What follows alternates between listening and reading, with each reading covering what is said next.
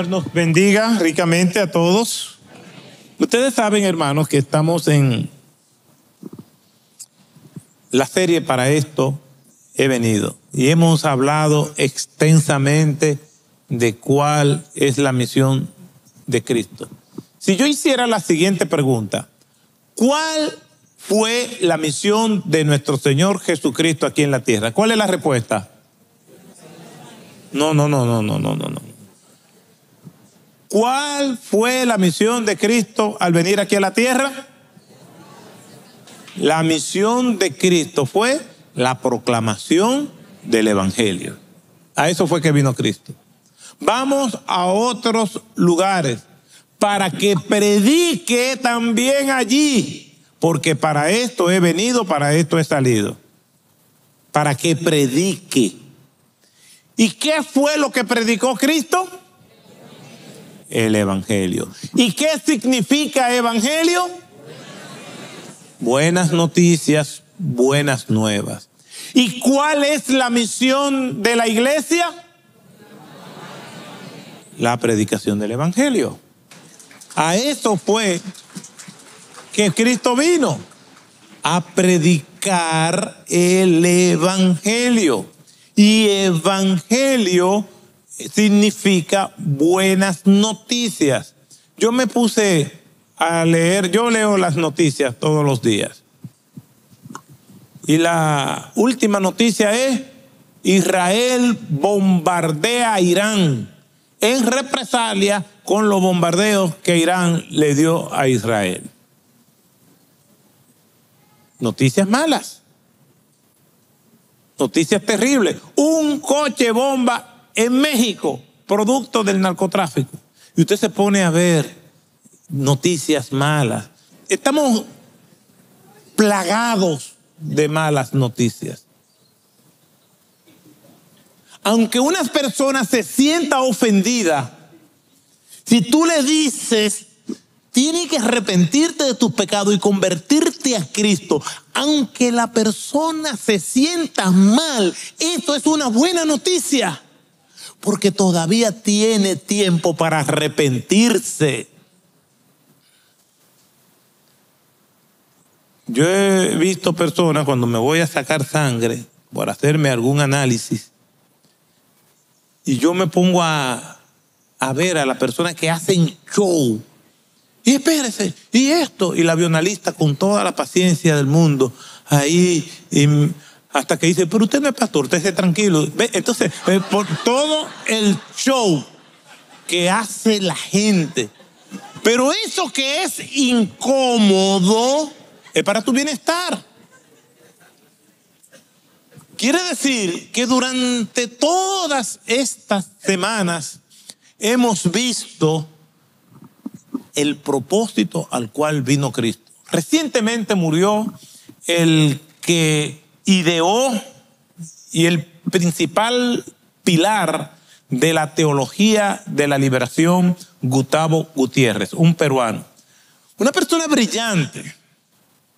Pero la teología de la liberación lo que enseña es que el propósito de Cristo fue la redención social. Sí, es verdad, Cristo vino a salvar a las personas espiritualmente, pero que esa salvación espiritual estaba incompleta si no había una redención social, inclusive si había que tomar la resurrección y la revolución como camino.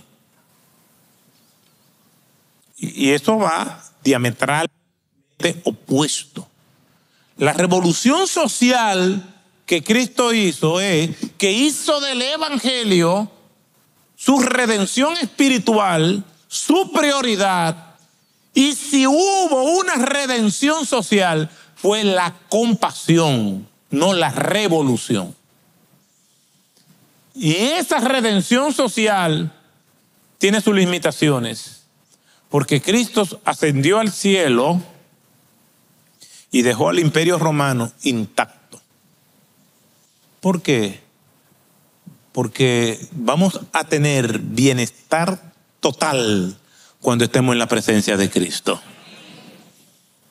Ahora, decimos amén, pero cuando yo pregunto, ¿y cuánto quieren tener ese bienestar total ahora. ¿Cuántos dicen amén? Entonces, hermanos, durante todos estos días, estas semanas, meses, hemos venido, eso tiene que alojarse en el hipocampo, en nuestro sistema límbico, que no se nos olvide, y que esa misión, nosotros la hagamos una misión personal, que usted le predique el evangelio a todo el mundo, para que no se lamente. El apóstol Pablo decía, ay de mí si no predico el evangelio. ¿Cuántas personas en tu trabajo, primero, saben que tú eres creyente? Segundo, si saben que tú eres creyente, te lo creen. Porque por tu buen testimonio. ¿Cuánta gente de tu trabajo, aparte de tu buen testimonio, también te oyen hablar de Cristo y mostrando el carácter de Cristo en tus acciones más simples a la más compleja? Siendo un buen cristiano, siendo un digno embajador de Cristo aquí en la tierra. Como dice 2 Corintios 5:20, somos embajadores en el nombre de Cristo. Y un embajador es un representante de un estado ante otro estado. Nosotros somos representantes del estado celestial aquí en la tierra. Entonces, la prioridad de Cristo es la misión de la iglesia. Traemos a los niños de la red de misericordia, mostramos nuestra compasión, nos entregamos al otro, servimos hasta el límite, damos hasta que nos duela. No importa el tiempo, no importa el riesgo, amamos a nuestro prójimo como a nosotros mismos, como un reflejo de la salvación que tenemos en Cristo Jesús. Esas buenas obras acompañan al creyente, no para ser salvo, sino como resultado de la salvación. Desde hace 2 semanas, entonces estamos viendo un ejemplo general de lo que es el evangelio. Y lo que vamos a hacer es terminar con ese ejemplo para después seguir cómo nosotros compartimos el evangelio y qué viene después de nosotros recibir el evangelio. Y lo que algunos han señalado a la luz de lo que nos enseña la Escritura es que nosotros somos creyentes, después de creyentes nos convertimos en discípulos, y un discípulo tiene 3 metas: ver al maestro, escucharlo, observar al maestro, verlo actuar e imitar al maestro. Entonces, somos creyentes, discípulos, y después de discípulos somos hacedores de discípulos. Entonces usted tiene que pensar en usted mismo, ¿y dónde yo estoy? Yo soy simplemente una persona que creía en Cristo y ya, me conformo con ir los domingos. Sí, yo sé que me convertí, y yo creo que hay gente así. Y sí, es verdad, gente genuina, pero ellos entienden que ya es así. No, tu meta no es ser creyente, ni siquiera ser discípulo. Tu meta es ser hacedor de discípulos, multiplicarte. Por eso, esta serie vamos a saltar entonces a esa segunda fase. Mientras tanto, estamos viendo a rasgos generales cómo se concibe el evangelio. Primero, es una iniciativa de Dios, como ya lo vimos. Y el texto que estamos leyendo ahora, después de pasar del libro de Marcos, capítulo 1, del 29 al 39, ahora pasamos a esa visión general de lo que es el evangelio. ¿Por qué? Porque Cristo dijo en Marcos capítulo 1, versículo 38, vamos a otro lugar para que predique también allí. Y entonces surge una pregunta, pero ¿predicar qué? Es decir, ¿cuál es el contenido de la predicación de nuestro Señor Jesucristo? Entonces, el contenido de la predicación de nuestro Señor Jesucristo, ¿qué es? El evangelio. Entonces, ¿qué es el evangelio? Porque vamos de pregunta en pregunta. ¿A qué vino Cristo? A predicar. ¿Qué predicó? El evangelio. ¿Qué es el evangelio? Las buenas noticias. ¿Y qué son las buenas noticias? Bueno, ya nosotros lo vimos. Es el evangelio del reino, donde la persona cree en Jesucristo como Señor y Salvador de su vida, se arrepiente de sus pecados, y entonces ese evangelio llega a la vida de esa persona, en la persona de Cristo, de su Espíritu Santo, y beneficia a todos los que están a su lado. Pero ese evangelio también se le llama el evangelio de la paz, donde nosotros somos reconciliados con Dios. Es lo mismo. Lo que pasa es que el evangelio del reino es un enfoque más general. El evangelio de la paz es un enfoque más restringido, que tiene que ver conmigo y mi relación con Dios restaurada cuando yo creo en Jesucristo. Entonces ahora estamos viendo de manera general cómo opera ese evangelio. Y lo estamos viendo en Hechos ahora, capítulo 8, versículos desde el 26 en adelante hasta el versículo 40. Y ya hemos visto que era que Felipe estaba en Samaria predicando, porque el Señor lo llevó allí, y después de haber tenido un éxito extraordinario, rotundo en la ciudad de Samaria, el Señor lo llevó a un lugar en el desierto a predicarle a una sola persona. Eso nos trae con nosotros algunas enseñanzas. La primera es que el evangelio es iniciativa de Dios, y eso ya lo vimos. Primero lo llevó a Samaria, pero luego lo lleva al desierto. Es Dios que está ideando, que está dirigiendo, que está sosteniendo su evangelio. Luego vimos que el evangelio es urgente, y aquí lo vemos en este pasaje del versículo 27. Él se levantó y fue a hacer lo que el Señor le había dicho. El Señor le dijo a Felipe: vete ahora al desierto. Y Felipe, sin réplicas, sin retrasos, sin resabios, sin buscar explicaciones, porque así es la obediencia, fue hacia donde el Señor le dijo, esperando instrucciones en el camino, como el Señor le dijo a Abraham: sal de tu tierra y de tu parentela, sal de tu tierra natal, que yo te voy a mostrar. No le dio un mapa: mira, es para aquí que tú vas, te vas a establecer. No, en el camino yo te voy a ir mostrando. Eso es obediencia. Los creyentes queremos que Dios nos dirija, pero nos dé todas las instrucciones, todos los detalles desde un principio. Pero estudiando cualquiera pasa. Entonces, ¿para qué la fe? No se necesita tener fe. De hecho, el Señor no nos llama a comprender, nos llama a obedecer. Son dos cosas diferentes. Yo comprendo y hago. Y usted dirá: pero es que eso es difícil, ¿y cómo yo voy a hacer algo si yo no lo comprendo? Bueno, el Señor me puede decir por su palabra: ve y predícale al vecino. Señor, pero tú sabes que ese vecino no le habla a nadie. Y yo mismo lo escuché decir que él no quiere saber de cristiano. Pero en lo interior de su corazón, cuando usted ora, cuando usted lee la palabra, está viendo pasajes como que lo llevan a predicarle a esa persona. ¿Qué es lo que va a hacer el vecino? Lo primero o lo peor que puede hacer el vecino es darle el privilegio de ir a la presencia del Señor al matarlo. Y cuando usted esté en el cielo, le dirá: ay, gracias, Señor, ya yo estaba loco por estar aquí. Y usted está en la presencia del Señor. Es lo peor que puede hacer, mandarlo a la presencia del Señor.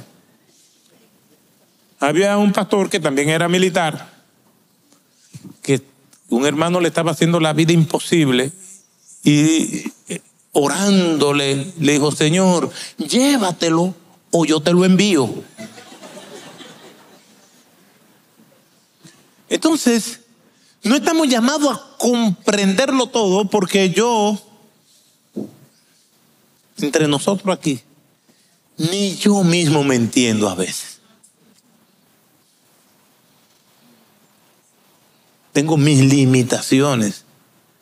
Y no hay nadie que me conozca más que yo. Entonces voy a entender a los demás. Me esfuerzo. Pero más complicado, voy a entender a Dios cuando Dios mismo dice, porque mis pensamientos no son vuestros pensamientos, ni mis caminos son vuestros caminos. Por eso el llamado no es la comprensión, sino la obediencia. Dios no me va a demandar, porque Dios no es injusto, no me va a demandar ni me va a exigir de lo que yo no entiendo y de lo que yo no puedo hacer, sino de lo que yo entiendo y de lo que yo puedo hacer. Aquí el Señor le dice a Felipe, ve al desierto. Pero Señor, esto aquí está bueno. La gente se está convirtiendo.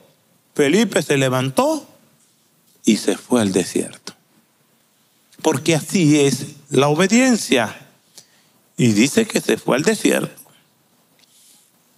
Y había un eunuco etíope, alto oficial de Candace, reina de los etíopes, el cual estaba encargado de todos sus tesoros y había venido a Jerusalén para adorar. Y ahora venía de regreso, sentado en su carruaje, y leía al profeta Isaías. Era un hombre religioso. Por eso predíquele a todo el mundo, no se lleve de que la persona sea religiosa. Porque Felipe pudo haberse acercado, no, por él está leyendo la Biblia, no, ese no es. Yo me pregunto, ¿cuántas personas hoy han cantado y no conocen a Cristo?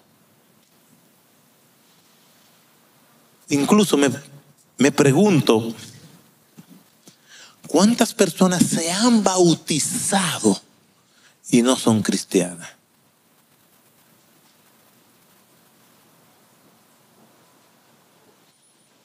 ¿Cuántas personas hoy tomaron la cena del Señor y no son cristianas? Yo no sé, porque esa no es mi prerrogativa. Una pareja de esposos se confabuló para buscar el elogio de los hermanos de la iglesia. Y tenían una propiedad y la vendieron. Y el esposo le dijo al pastor de la iglesia, mire pastor, el Señor me bendijo, vendí la propiedad y por lo que la vendí, eso mismo estoy ofrendando. ¿Y sabe qué pasó? Murió en el acto por mentiroso. La esposa no sabía nada. Y al ver que su esposo no llegaba, ella llega a la iglesia. Los pastores de la iglesia no sabían si ella sabía o no. Y el pastor le dijo, hermana, fulana, la propiedad, ¿en cuánto fue que se vendió? ¿Por qué ustedes creen que Pedro le hizo esa pregunta a doña Zafira? Porque él no sabía. Y ella dijo, en tanto, pues tú también estabas involucrada. Lo siento por ti. ¡Pum! Murió. Porque nosotros los pastores no sabemos todo. Hay cosas que sabemos, pero yo no sé el corazón de nadie. Ahora, yo sí sé de mi corazón. Mis agonías, mis desvelos, mis luchas, mis miserias, mi sufrimiento. Otra vez, a veces me alivio, otra vez me pongo peor. Dios lo sabe.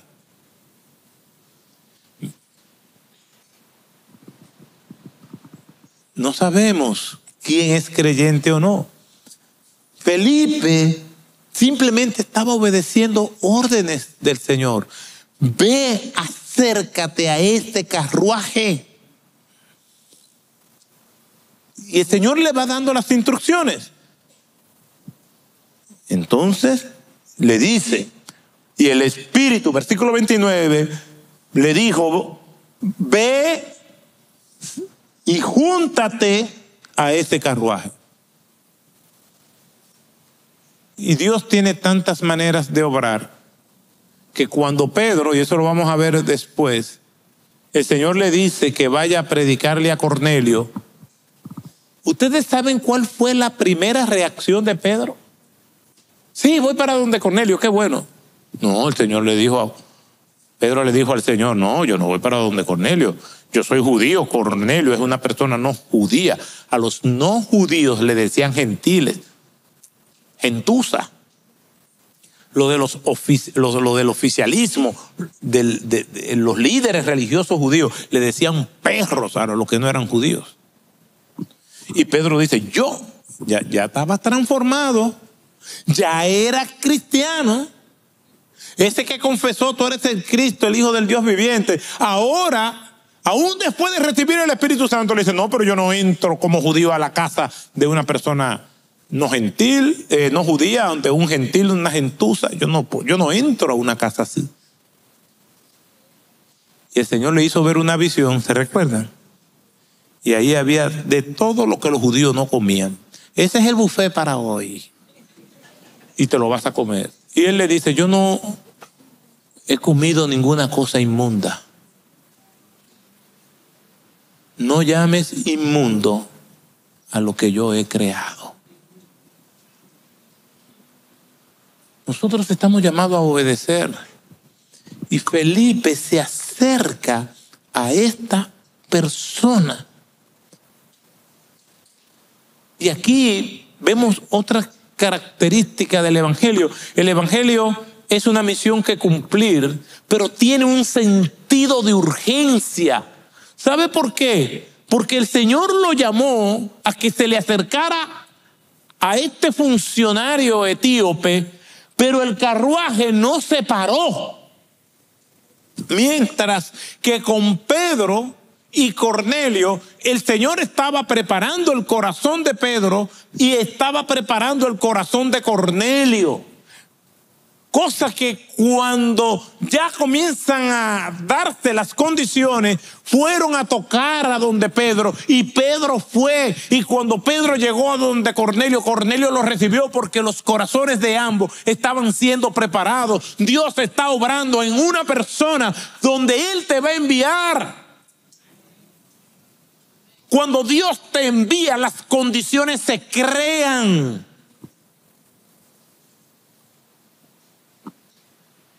Pero Dios tiene muchas maneras de obrar.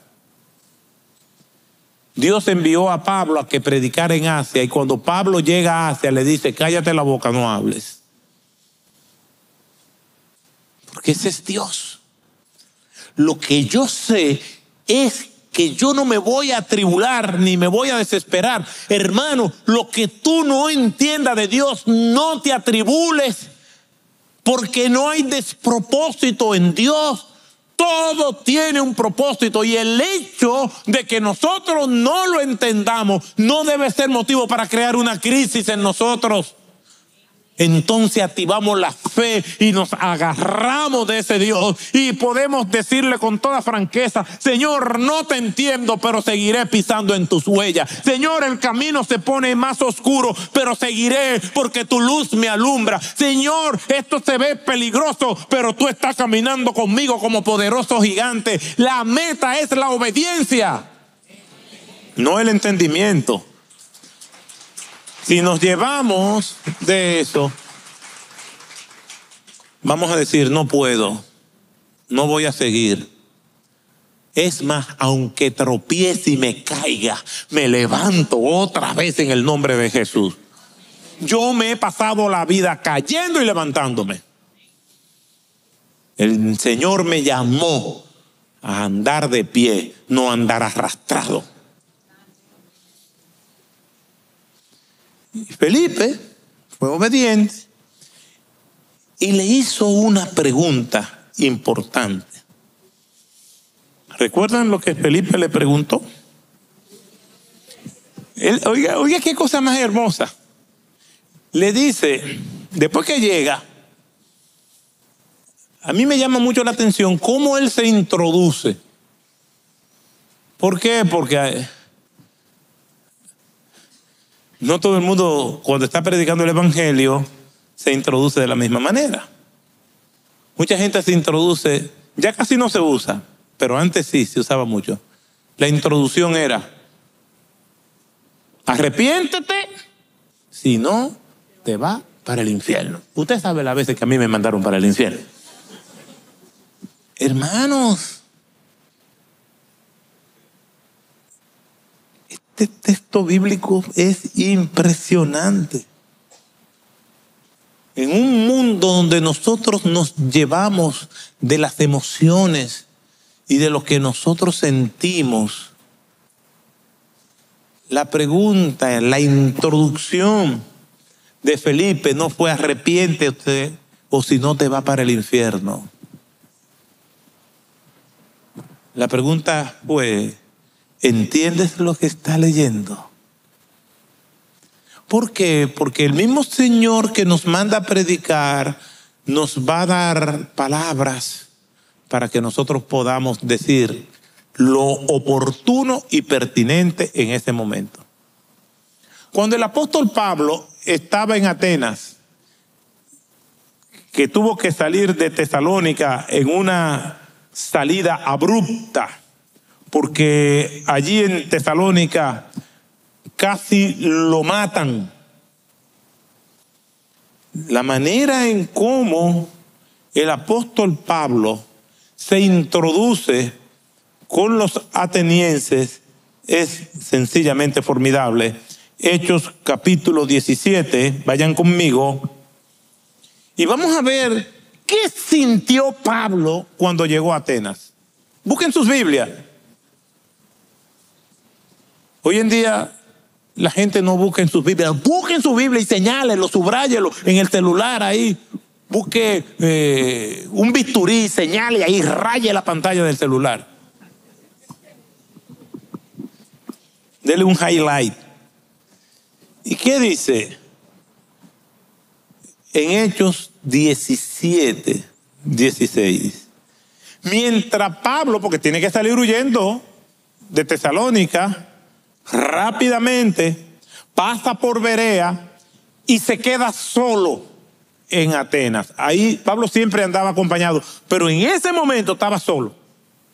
Y llega, en ese tiempo, llega al centro de la intelectualidad y de la cultura mundial.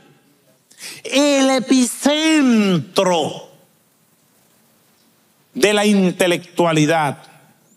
Las mentalidades más preclaras, lúcidas, brillantes. La cuna de la filosofía antigua. Allí estaba Pablo. Y dice el texto que mientras Pablo los esperaba, porque tiene que salir, tuvo que salir, en Atenas, su espíritu se enardecía. La palabra enardecer puede ser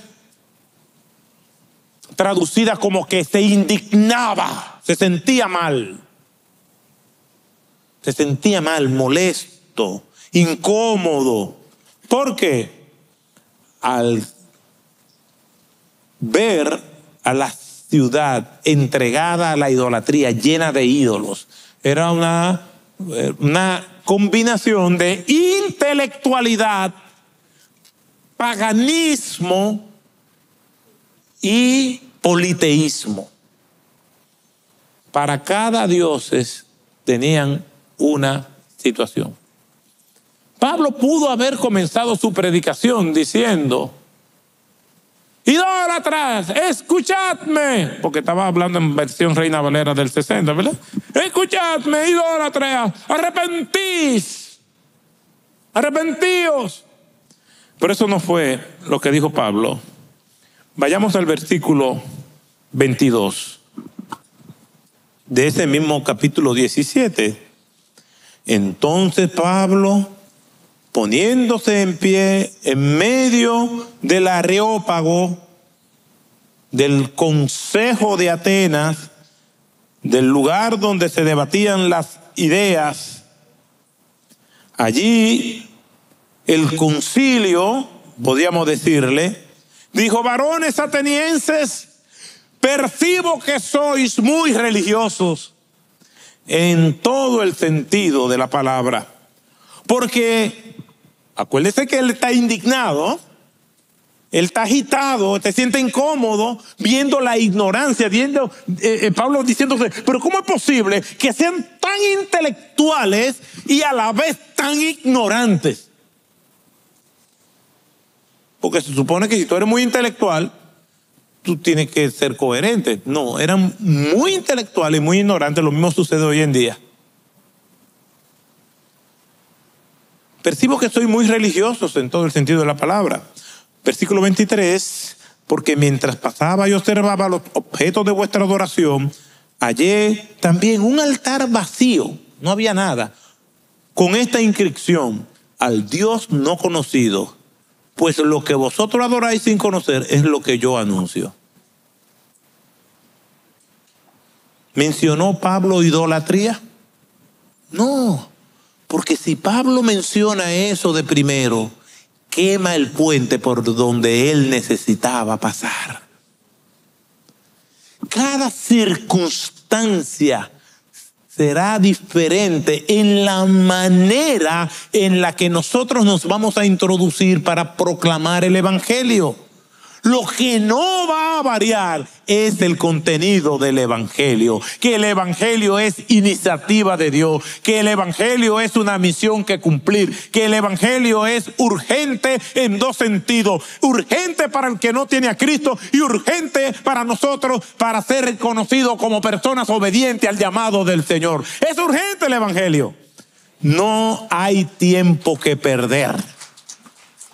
El Señor quiere que usted abra su boca desde el Palacio Nacional hasta el mercado, en la universidad, en la escuela. Usted tiene que abrir su boca. Usted tiene que dar testimonio de quién es Cristo y lo que Él ha hecho en su vida. Entonces Felipe le pregunta: ¿entiende lo que lees? Y la fe tiene dos adversarios. Uno es la razón y otra es las emociones.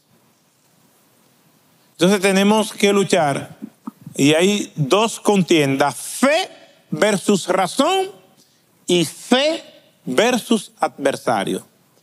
San Agustín decía que a Dios teníamos que acercarnos con la fe y después la razón. ¿Qué fue lo que pasó a partir de la Ilustración del siglo XVIII, quizás poco antes de la Ilustración? Que la razón se convirtió en la jueza de nuestra conciencia. Y con el surgimiento del método científico, la razón solamente aceptaba como verdad lo que fuera demostrado mediante la ciencia. Y entonces, con esa mentalidad, iban a la Biblia y leían la historia de que Jesús multiplicó los panes y los peces. Y eso, a menos que haya una gigantesca panadería y una gigantesca pescadería con muchas hornillas para freír los peces, eso no puede ser verdad. La razón, reforzada por lo que dice el método científico, que nada que no pueda ser demostrado por la ciencia es verdad, entonces la razón parece estar en contradicción con la fe. Siglos antes de que viniera el método científico y el imperio de la razón,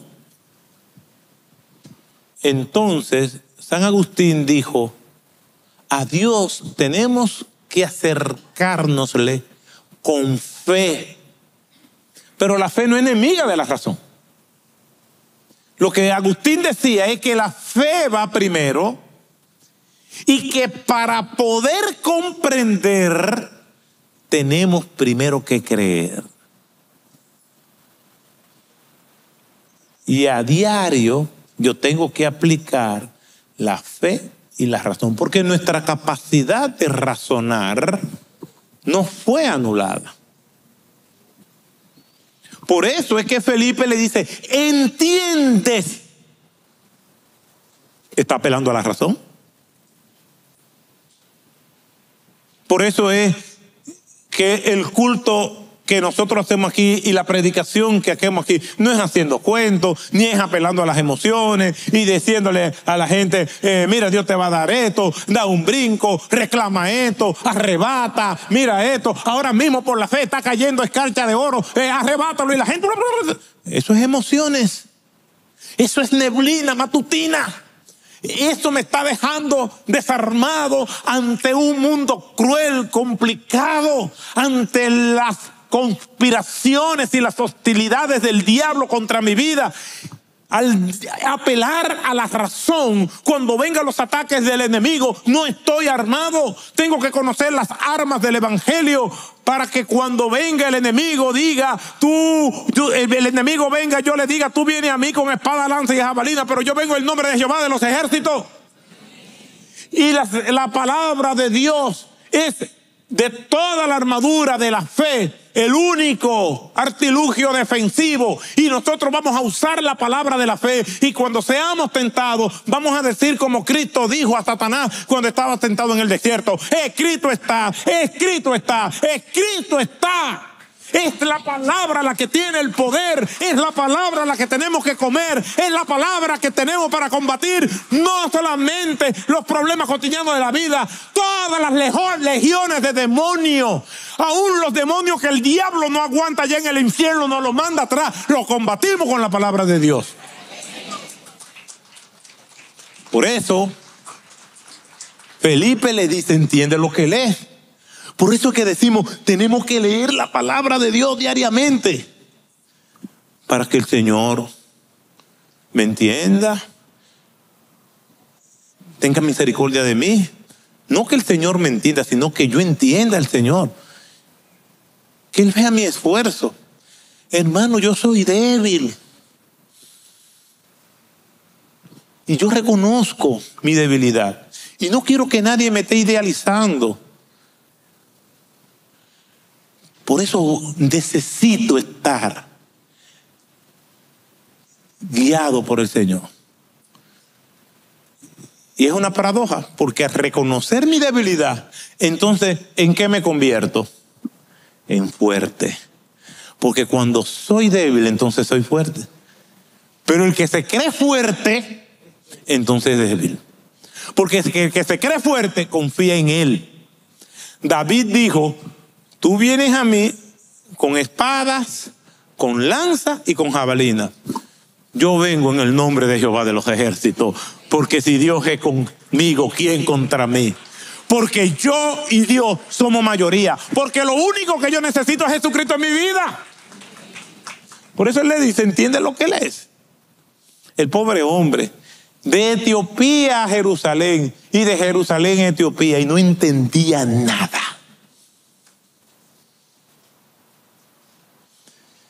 El otro problema que tenemos son las emociones.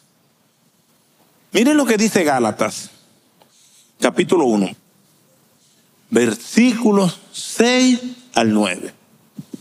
Estos hermanos de Gálatas eran complicados,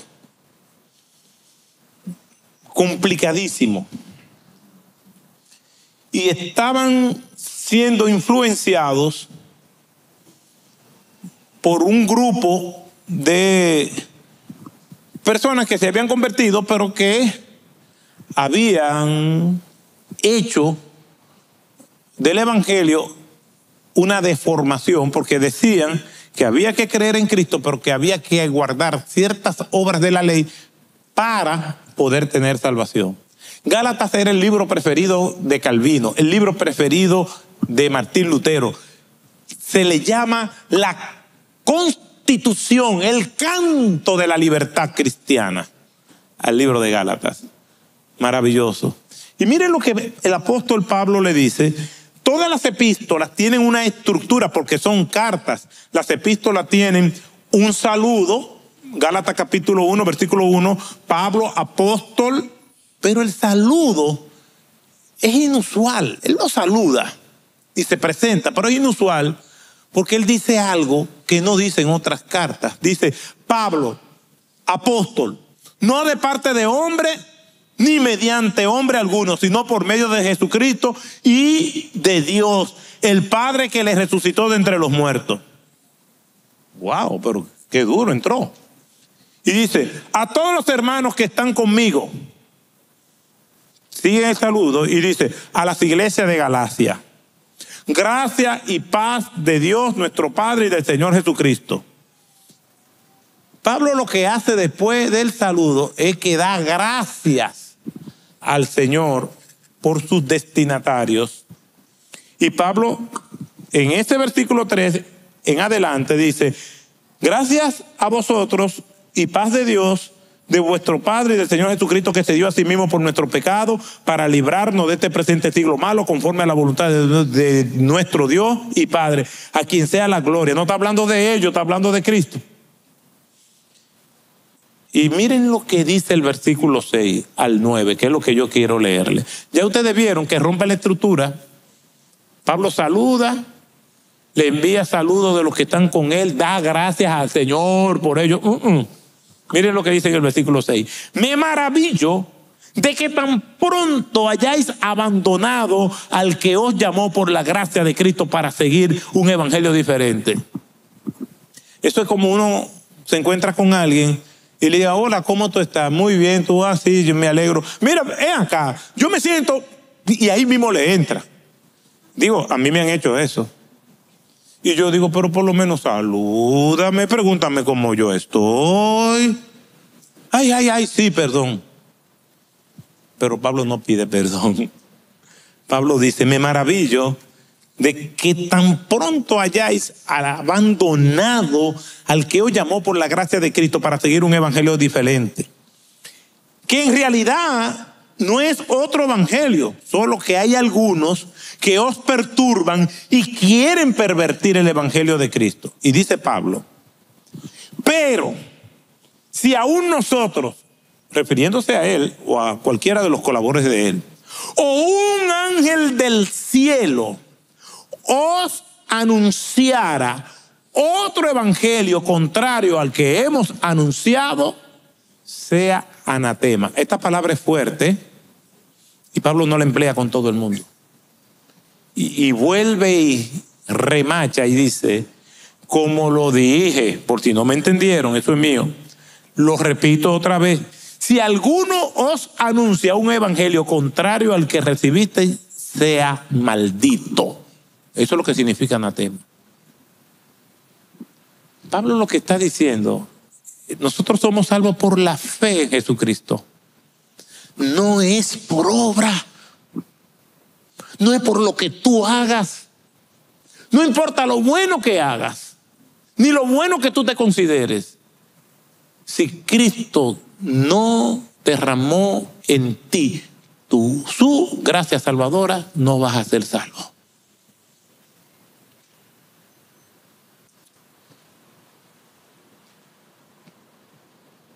Felipe no le dice al etíope, ¿cómo te sientes con lo que está leyendo?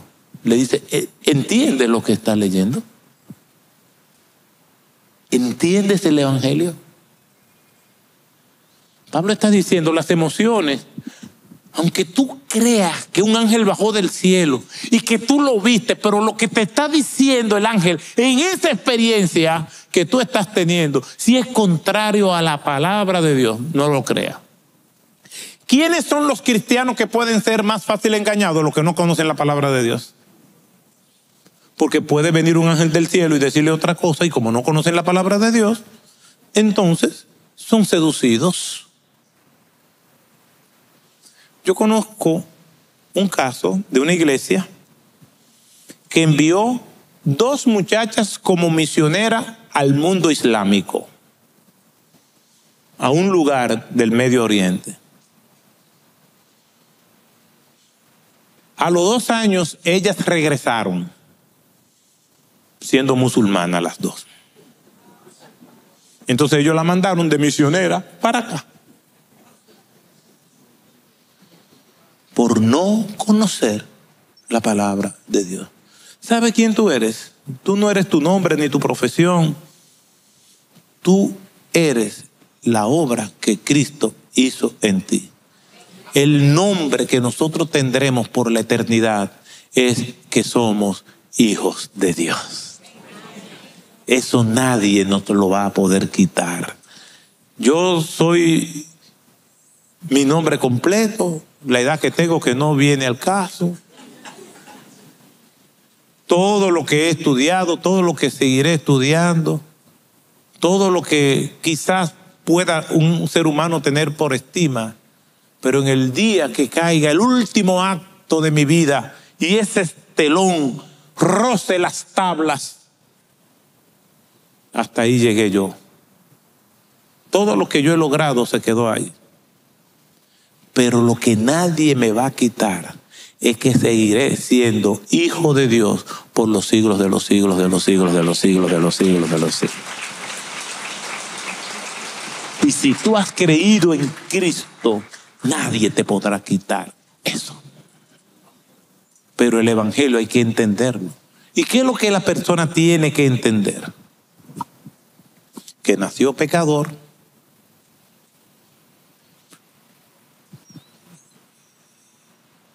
y que esa condición es congénita.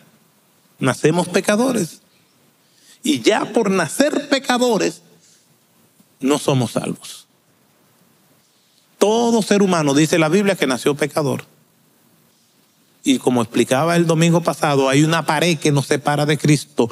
Hay un abismo hondo, denso, que si miramos hacia abajo no se ve el fondo. Y ese abismo nos separa de Dios. Y Cristo vino a este mundo para que nosotros pudiéramos tener acceso a Dios. Abrió sus brazos en la cruz del Calvario. Y esos brazos unen un lado del otro lado del abismo. Pero para poder pasar por Cristo, tenemos que pedirle perdón a Cristo. Cristo, perdóname por mis pecados. Tú no merecías morir, sino yo que soy pecador. Sálvame. Y Cristo te va a decir, sí, ven, pasa. Yo te voy a cruzar al otro lado. Y hay una anécdota muy linda de uno de los ladrones, el que se arrepintió. Y cuando llegan al cielo, cuando él llega al cielo, le dicen, ¿y qué tú haces aquí? Tú eres un ladrón. Y él dijo, el hombre que estaba en el medio me dijo que viniera. Cristo nos perdona de nuestros pecados, pero hay que pedirle perdón a Él por nuestros pecados. Si tú entiendes esto, de que eres pecador, de que tienes que arrepentirte de tus pecados, que tu mayor problema no son los económicos, ni los familiares, ni los de salud. Nuestro mayor problema y nuestra principal meta es, primero, nuestro mayor problema es tener a Cristo si no lo tenemos, y nuestra principal meta después de tener a Cristo es ser como Cristo. Por eso Pablo nos dice en Romanos 3:23, por cuanto todos pecaron, están destituidos de la gloria de Dios. Todos nacemos pecadores. De la única manera que podemos pasar al otro lado es si le pedimos perdón a Jesucristo. Si usted entendió esto, como Felipe después le explica al etíope, y el etíope creyó en Jesucristo, entonces usted también puede tener salvación. Cierre sus ojos, vamos a orar, ya hemos terminado. Y si hay alguien que quiere cruzar ese abismo, solamente hay un camino, y se llama Jesucristo. Él dice: yo soy el camino, la verdad y la vida. No hay más camino. Yo quiero cruzar el abismo, pero quiero ver si por otro lado se cruza. No, no hay otro lado. Yo quiero explorar otras religiones. A ver, dice Cristo: no, yo soy la verdad. Yo puedo por mis propios medios. No hay vida en otra forma.